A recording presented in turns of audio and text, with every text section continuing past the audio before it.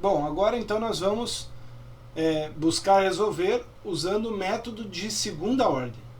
O método de segunda ordem, ele também é conhecido como método de Euler aperfeiçoado, ou Euler aperfeiçoado, tá? É uma continuação do método que a gente viu anteriormente. A gente vai ver que as ordens superiores são puras continuações das ordens que a gente já viu, tá? Então o que acontece agora? Ao calcular o novo valor do yi mais 1, eu vou usar o yi, eu vou usar metade do passo vezes a imagem do xy, que era o que eu já tinha, só que aqui eu multiplicava por h direto, e outra metade do passo eu vou multiplicar por esse cara aqui, ó. O que eu fiz aqui? O meu xi eu atualizei, somei o passo nele. E o meu yi, eu fiz uma atualização interna. Dentro do passo aqui, eu estou pegando yi vezes h vezes essa imagem aqui. Inclusive, em alguns autores, eles vão chamar essa imagem aqui de K1, tá? E essa imagem toda aqui de K2, aonde K2 é igual a f de xi mais h yi mais hk1. Então eles colocam esse aqui dentro daquele lá. Por isso se torna então um método de Runge-Kutta de segunda ordem. Eu pego a resposta da primeira imagem e jogo para calcular a resposta da segunda imagem. Tá ok? Vamos fazer o mesmo exemplo anterior, com os mesmos dois passos, só que agora usando o mesmo exemplo anterior que eu estou dizendo é aquele do h igual a 0,1, tá? Não com h igual a 0,025 que a gente terminou lá o vídeo, o finalzinho do último vídeo. A gente vai usar aqui o h igual a 0,1 da primeira vez que a gente resolveu lá. Então eu tenho aqui a mesma equação, x vezes derivada de y igual a x menos y. Já sei que ela vai gerar a função x menos y sobre x. O passo 0,1, os valores iniciais x0 igual a 2, y0 igual a 2, a mesma coisa. Então o primeiro passo é 2,1 para o x, já sei disso. Aí eu vou precisar da imagem do f de x0 e y0, né? Então vai ser o 2 menos o 2 dividido por 2, isso dá 0. Isso é beleza. A outra imagem, que é aquele K2 que eu vou precisar, olha lá. Eu vou pegar o x0 mais h, ou seja, já vou pegar o x1, e eu vou pegar o y0 mais h vezes esse cara que está aqui em cima. Só que esse cara que está aqui em cima é 0. 0 vezes h é 0, então vai ficar só o 2 nesse caso. Então, o f de 2,1 e 2. 2,1 menos 2 dividido por 2,1 é uma conta até que a gente já fez na aula hoje, é 0,0476. Agora sim, eu vou pegar esses dois camaradas e trazer para a fórmula do método de Runge-Kutta. Eu vou calcular o y1 fazendo o y0 mais metade do h vezes a primeira imagem, o que eu posso chamar de K1, mais metade do h vezes a segunda imagem, que eu posso chamar de K2. Então meu y1 agora atualizado já passou a 2,0023. Então aqui, esse meu cara aqui, já é a aproximação para y de 2,1. 2,0023. Já ficou melhor do que aquele 2 original, né, que eu tinha no método de primeira ordem. Lá. Dava só 2. Então, aqui já é um pouco mais preciso. Bom, o método de Runge-Kutta continuando, eu vou para o próximo passo, x2 igual a 2,2. O que eu vou calcular? O f de x1 y1, que é a imagem do anterior. Então, x1 menos o y1 dividido por x1. Né? Tá, aqui eu até deixei anotado aqui em cima o x1 e y1 para lembrar. Ó. x1 menos y1 dividido por x1. Isso deu para mim 0,0464.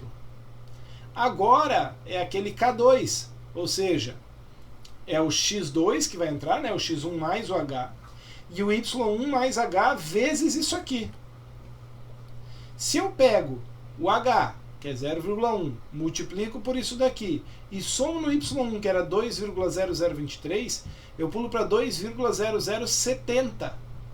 Então eu vou usar o x 2,2 e o y atualizado 2,0070. Colocando isso aqui na nossa função, 2,2 menos 2,0070 dividido por 2,2 deu 0,0877. Aí eu vou calcular o meu novo y2, que é o y1, metade do h vezes o k1, que era esse passo aqui, né, essa imagem aqui, mais metade do h vezes o k2, está aqui a imagem, isso dá 2,0090.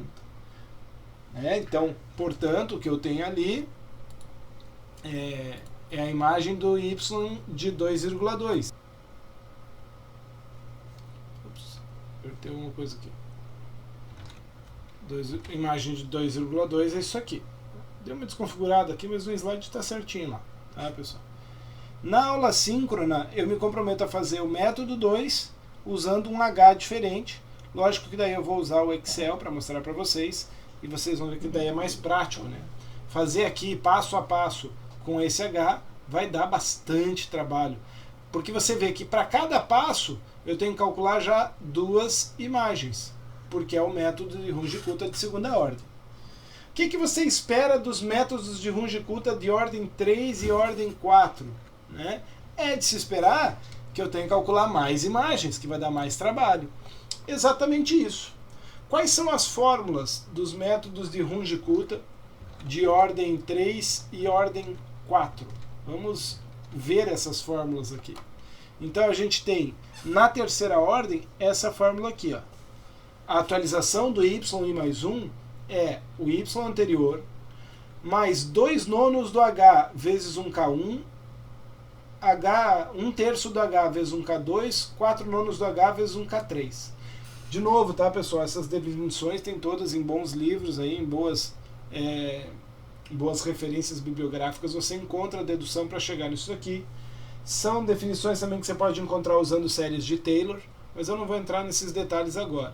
Quem são K1, K2 e K3? Então, o K1 é a imagem do XYY, que é justamente o ponto anterior conhecido, né? O x0, y0 para calcular o y1, x1, y1 para calcular o y2 e assim por diante.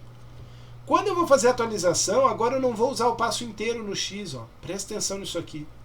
Então, para fazer o K2, eu vou fazer xi mais metade do h e o yi mais metade do h vezes o k1, ou seja, o cálculo do k1 vem para dentro do cálculo do k2. E da mesma maneira, para calcular o k3, eu vou fazer o xi mais 3/4 do h e o yi mais 3/4 do h vezes o k2. Então o valor do k2 vem para dentro do k3. Quando a gente vai fazer isso na mão, gente, passo a passo, é bastante trabalhoso. Vocês vão ver que fazer isso na planilha, se você fizer bem feita a planilha, bem programadinha, a hora que você copiar e colar, fica bem tranquilo. Tá bom? E na quarta ordem, como é que fica a fórmula de Runge-Kutta para a quarta ordem? É de se esperar que apareça um K a mais, né? Uma imagem F a mais. Exatamente.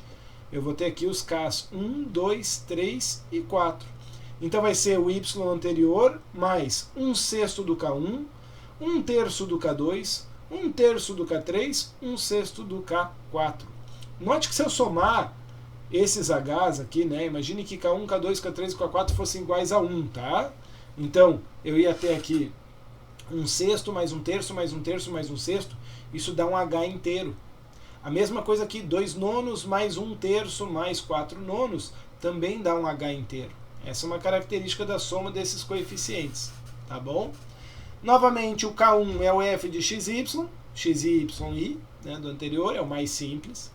No K2, eu vou somar, de novo, xi mais metade do h, yi mais metade do h vezes o K1, então eu vou precisar do resultado do K1 para calcular o K2. No K3, eu vou usar a mesma metade do h para o xi, então o xi que vai ter aqui é o mesmo que o xi que vai ter aqui. O y também é parecido, o que muda é que ao invés de usar o K1, eu passo a usar agora o K2, ou seja, a resposta desse vai ser usada para calcular o y aqui. E finaliza com o xi mais h inteiro aqui e yi mais o K3. A imagem do K3 aqui vai vir para atualizar o valor do y no cálculo do K4. Então você vê que eu vou ter que calcular 4 imagens antes de calcular o y aqui. Ou seja, vai dar mais trabalho na ordem 4? Lógico que vai. Vai ter um pouco mais de precisão. Tá? Então, para alguns problemas, onde você exige precisão, onde você tem muitos passos, por mais que ele seja trabalhoso, ele tem uma precisão mais adequada do que os métodos de primeira e segunda ordem apenas. Tá bom? Então vale a pena trabalhar com ele? É algo a se pesar. Vou parar por aqui esse vídeo para não ficar um vídeo muito extenso, e no próximo vídeo eu vou resolver um exemplo, o mesmo exemplo que eu já resolvi nos outros métodos, nas outras ordens, para a ordem 3 e para a ordem 4. Tá bom? Vou fazer isso usando planilha para ficar um pouquinho mais prático, um pouquinho mais rápido, para a gente não ficar calculando tudo isso também manualmente, e para servir de exemplo aí para você como funciona cada um desses métodos. Segue aí para o próximo vídeo.